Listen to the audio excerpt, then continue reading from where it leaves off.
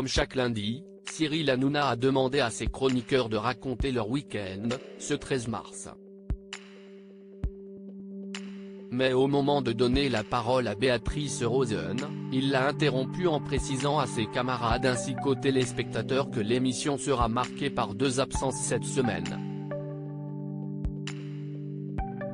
La première concerne Kelly Vedovelli, qui serait en vacances au Bahreïn, et la seconde vise Delphine Vespizer, qui quant à elle est absente pour une raison pour le moins insolite. En effet, elle se trouverait actuellement dans un monastère, a indiqué Baba. L'ex-Miss France est en tournage pour une nouvelle émission sur C8, où elle n'a pas de téléphone pendant une semaine, et où elle ne peut parler à personne. Sa seule permission, lire la Bible. Des révélations qui ont immédiatement interpellé certains chroniqueurs, qui étaient alors persuadés que l'animateur de C8 mentait. Je vous jure que si est vrai, leur a-t-il pourtant assuré, avant que Benjamin Castaldi ne confirme que si est vrai. Elle a été prise dans le casting Si est l'émission dont vous nous avez parlé avec Alexia Laroche-Joubert. C'est alors souvenu Valérie Benaïm, qui a quant à elle fêté l'anniversaire de son fils ce week-end à Londres. Ouais, et Delphine a été prise dans le casting, a répondu le papa de Lino.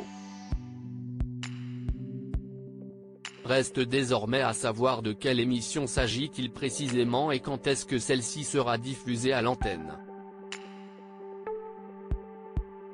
Pour rappel, Delphine Vespizer a déjà participé à des émissions télévisées très connues du grand public comme Fort Boyard ou N'oubliez pas les paroles.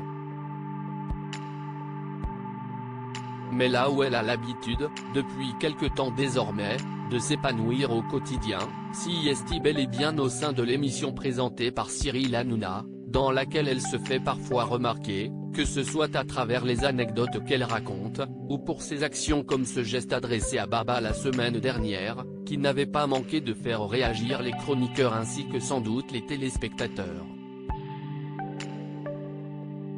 A noter qu'en plus de ses apparitions à la télévision, elle a déjà écrit un livre, publié en 2021 aux éditions First et intitulé Devenir pleinement et sereinement soi, note de la rédaction, ainsi que Chanter, son premier titre, plus proche qu'avant, étant sorti en 2015.